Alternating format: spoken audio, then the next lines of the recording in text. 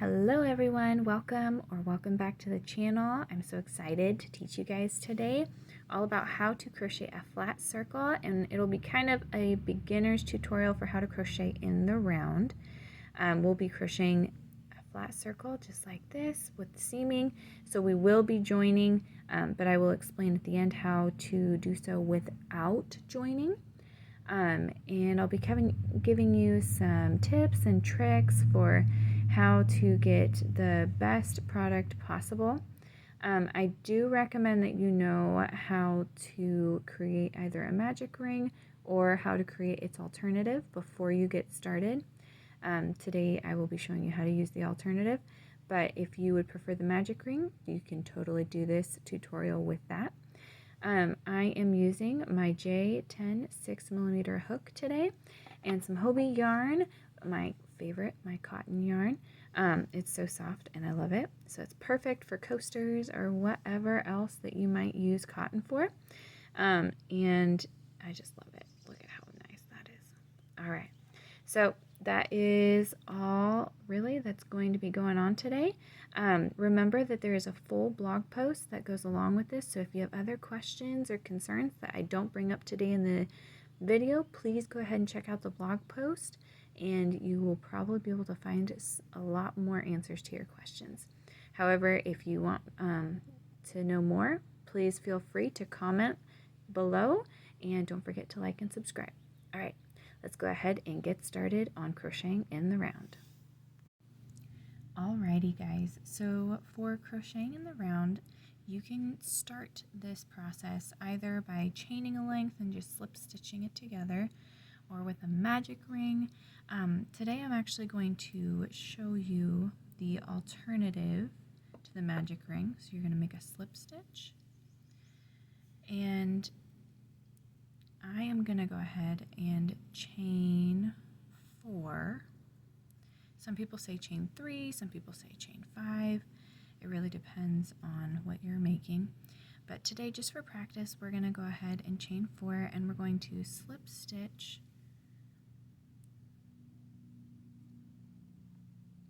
to that first chain. And you'll see now that there is a little hole in the middle from our chains. And now we are going to work into that hole to make the stitches that we want. So today I'm going to be using double crochet stitches. They're just a little taller, so sometimes when you're learning how to crochet in the round, they're a little easier to create. So I'm going to chain 2, and this will count as a stitch. So then I'm going to double crochet. So I'm going to insert into that the center of the ring, and then I'm going to pull up and do my double crochet. So I now have 1, 2. I'm going to do it again.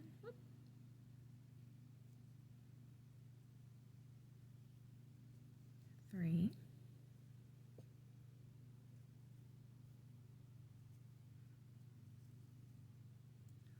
4.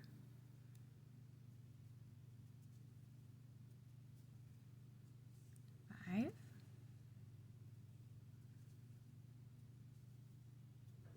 6.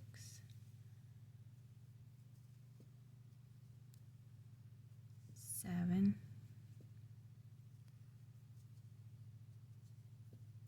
And 8. So I'm going to double check. Got 1, 2, 3, 4, 5, 6, 7, 8. I always double check my stitch counts for crocheting in the round, otherwise you can get off really quickly. So that's just one tip I would make sure that you follow. So for this, what I'm going to do is I'm actually going to slip stitch into the top of my chain 2. Now, for crocheting in the round, this is if I'm joining my rounds. So that round is completely done. This will, by slip stitching into the top of this stitch, what will happen is I will have a straight seam coming out of my circle. So as I make the next row, I'm going to then make my first stitch into this same stitch. I'm not going to move on yet. So I'm going to count that as my first stitch, and then I'm going to double crochet into the top of this same stitch. So this will count as two double crochets going into this one stitch. So you're going to what we call increase by crocheting 2 stitches into 1 stitch from the previous row. You see that? Both of them are inserted into that 1 stitch. So that means we had 8 in the first round. In the second round, you're going to end up with 16. So we have 1, 2, 3, 4, 5, and that same one's going in the same one, same stitch. 6, then we move on. 7, 8, and you're going to just continue to do this all the way around, where you're putting 2 double crochets in each stitch from the previous round. This is to create a flat circle. So especially when you're making something like coasters, or like if you're wanting a round blanket, or some granny squares. Like I know I like making granny squares that start with a little circle in the middle. Those are all going to start usually with a flat circle. So you need to know how to do this in order to create that nice flat circle, because otherwise, and you'll kind of see it right here because I'm not quite finished, it'll try to start curling in on itself, because that's what the yarn wants to do, especially with the circle. And some of that will be taken care of here in just a minute, making sure that you have enough stitches. If you short yourself stitches, it'll force it to kind of keep curling. So you want to make sure, that's why I was saying you want to make sure you have the correct number of stitches every single time. So for the second row, we doubled, so we should have 16. So we got 1, 2, 3, 4, 5, 6, 7, 8, 9, 10, 11, 12, 13, 14, 15, 16. And now I can slip stitch. That's how I join. I'm going to slip stitch to the top of this chain 2.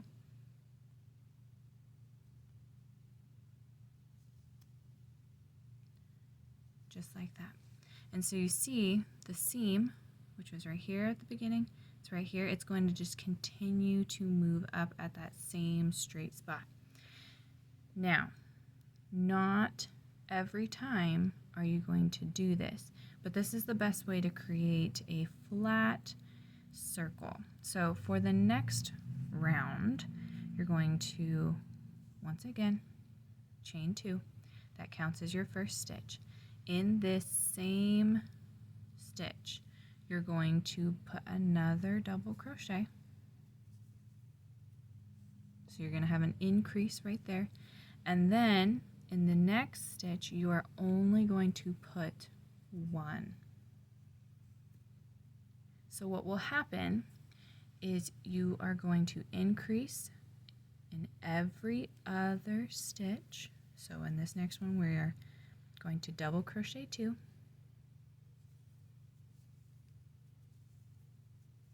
can see that right there. And then in the 4th stitch of this round,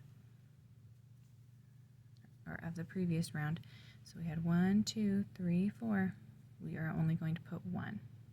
What this means is as you go, you will end up with 8 more stitches than you did the previous round.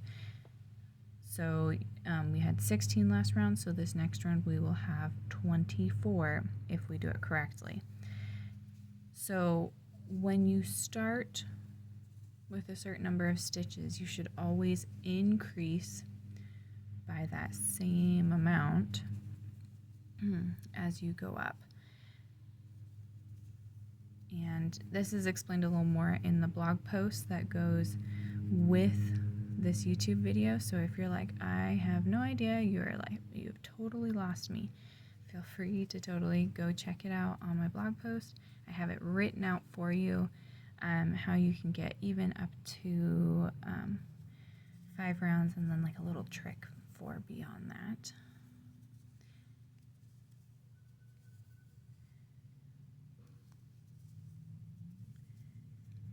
The other thing I want you to think about too is when you are crocheting in the round, this side that is facing you is going to face you the whole time. And it will be considered for some of you guys who are creating stuffies, or you want to know what the right side versus wrong side is. Generally speaking, so of course always check your pattern, the side that is facing you will be considered the right side, so the side that you'll show off to everybody.